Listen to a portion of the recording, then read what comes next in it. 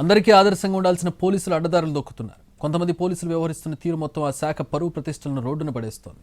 గుంటూరు జిల్లాలో కొంతమంది ఖాకీలు దారి తప్పి ప్రవర్తిస్తుండడం ఆ శాఖకు తలనొప్పిగా మారింది. ఫిర్యాదు చేసేందుకు వచ్చిన మహిళలను ఒకరు, ప్రేమ పేరుతో యువతిని మోసం చేసిన మరొకరు, న్యాయం చేస్తానంటూ మాయమాటలు చెప్పి మరొకరు, ఇలా ఆ శాఖను బజార్కి ఇచ్చారు.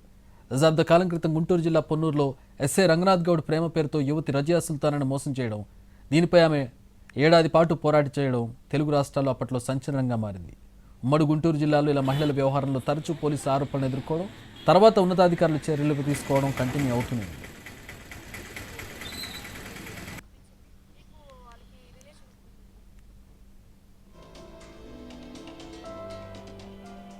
ఏడేళ్ల క్రితం అరండల్పేట పోలీస్ స్టేషన్లో ఎస్ఐగా పనిచేసిన బాలకృష్ణ ఇలాగే ఓ యువతి వ్యవహారంలో చిక్కుకున్నాడు. డేవిడ్ అనే యువకుడు ప్రేమ పేరుతో మోసం చేయడంతో గుంటూరుకు చెందిన గీతిక అనే యువతి అరండల్పేట పోలీసులకు ఫిర్యాదు చేసింది. ఈ కేసును ఎస్ఐ బాలకృష్ణకు అప్పగించారు. గీతికి ఫోన్ నెంబర్ తీసుకుని ఎస్ఐ బాలకృష్ణ నెమ్మదిగా ఆమెను మాటల్లోకి దించి ప్రేమిస్తున్నానని, పెళ్లి చేసుకుంటానని మాయమాటలు చెప్పాడు. కొంతకాలం తర్వాత బాలకృష్ణకు పెళ్లైందని తెలుసుకున్న గీతిక తాను మోసపోయానని తెలుసుకుంది. వెంటనే అప్పటి ఎస్పీ రామకృష్ణకు ఫిర్యాదు చేసింది. ఈ ఘటనపై విచారణ చేపట్టిన పోలీసులు ఎస్ఐ బాలకృష్ణను విఆర్కు పంపిస్తూ ఆదేశాలు జారీ చేశారు.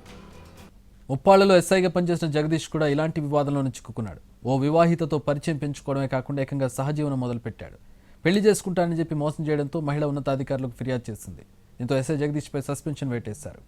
దీని తర్వాత ఏఎస్ఐ వెంకట్రావుపై కూడా ఇలాంటి ఆరోపణలు బయటకు వచ్చాయి. వివాహితర సంబంధం పెట్టుకున్న మహిళ కొడుకులు తమకు ప్రాణహాని ఉందంటూ ఏకంగా ఎస్పీకి ఫిర్యాదు చేశారు.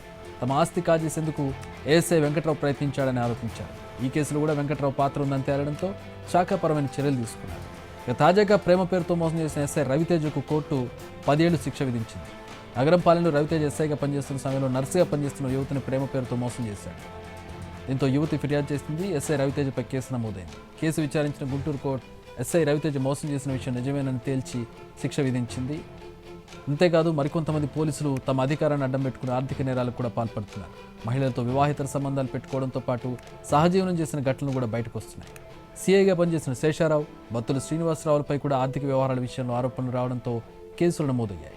ఇలా పోలీస్ శాఖలో బాధ్యతాయుతమైన పదవుల్లో ఉంటూ అనైతిక చర్యలకు పాల్పడడం ఆ శాఖకు ఇబ్బందిగా మారింది.